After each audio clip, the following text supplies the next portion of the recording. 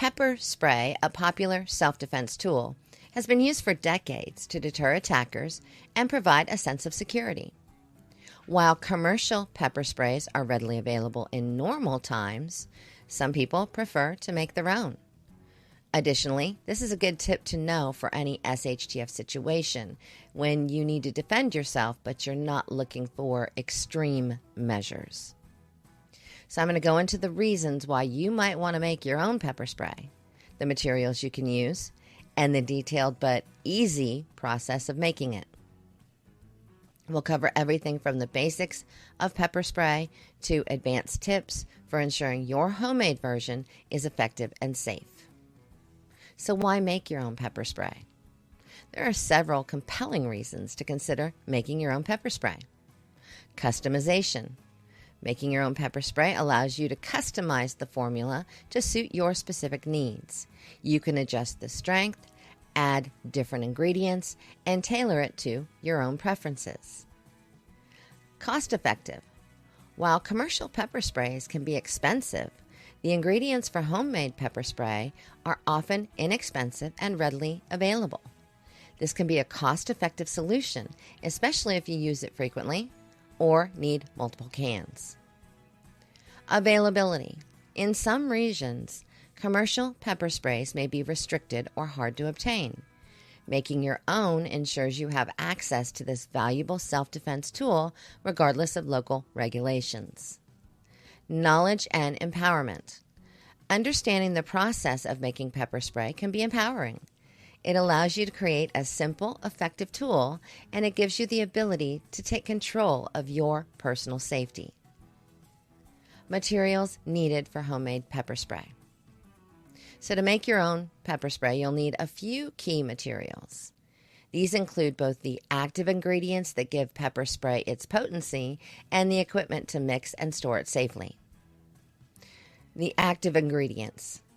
Capsaicin, the primary active ingredient in pepper spray derived from chili peppers. It's responsible for the burning sensation and inflammatory response. Isopropyl alcohol.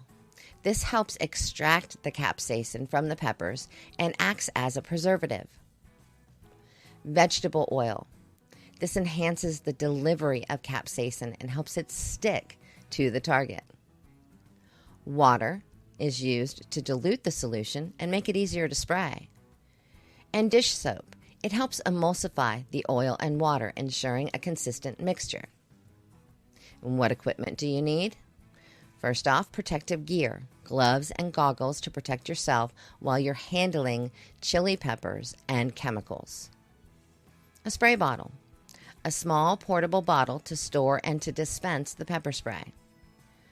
Here in this picture are some that you can purchase inexpensively on Amazon. You'll want a dark bottle to keep the potency of the solution for as long as possible. And I suggest you get a few different types to try to find ones that give you the most range and stream in a size that works for you. Mixing bowls and utensils, non-reactive containers and utensils for mixing the ingredients. A strainer or cheesecloth. This is to filter out the solid particles from the pepper extract. So here's the quick step-by-step guide to making pepper spray. Preparation. Safety first, put on your gloves and your goggles. Ensure you're working in a well-ventilated area to avoid inhaling the fumes. Gather your ingredients and equipment. Have all your materials ready and within reach. Extracting the capsaicin. Chop the peppers. Finely chop the chili peppers. The type of pepper you choose will determine the strength of your spray. Habanero and ghost peppers are among the hottest. Combine with alcohol. Place the chopped peppers in a non-reactive container and cover them with isopropyl alcohol. Place a lid onto the container, being sure it fits snugly. The more finely chopped the peppers are, the stronger your solution will be. Allow them to soak in the alcohol for at least 24 hours, stirring occasionally. This will extract the capsaicin from the peppers. If you can, allow them to soak for up to 72 hours to get a stronger concentration of the capsaicin. Additionally, shaking or stirring the mixture frequently can also help with creating a stronger solution. Filtering the extract.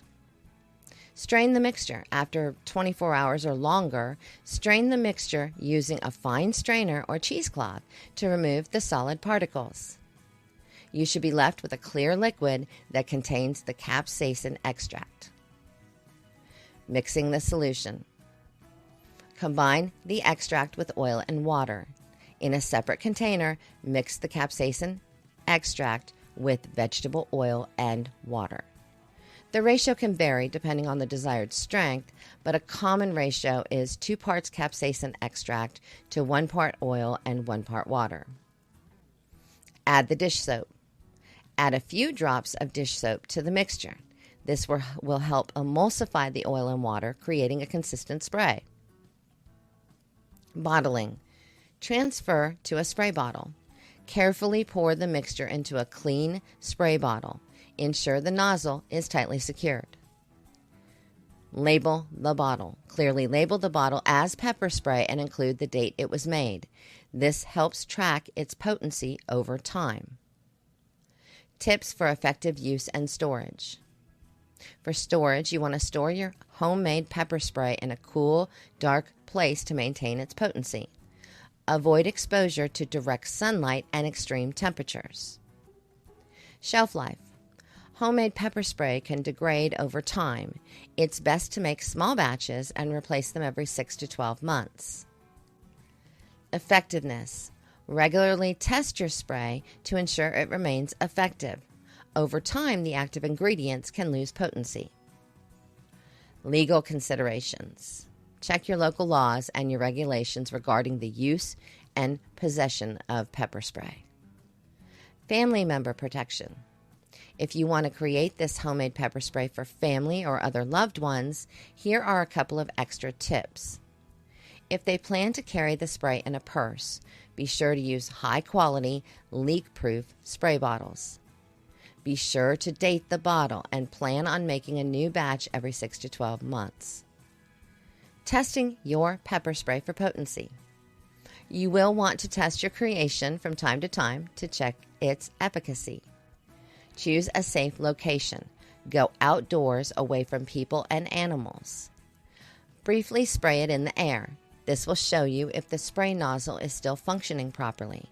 Spray downwind, away from yourself. Check for residue. Next, spray it onto a piece of cardboard. Look for a residue. It should be oily and slightly sticky. While making your own can be a practical solution, it's important to stay within legal boundaries. Making your own pepper spray can be a practical and empowering choice for personal safety. And by understanding the reasons behind making your own, the materials needed, and the step-by-step process, you can create a customized, effective self-defense tool. With the right knowledge and preparation, you can enhance your personal security and gain peace of mind.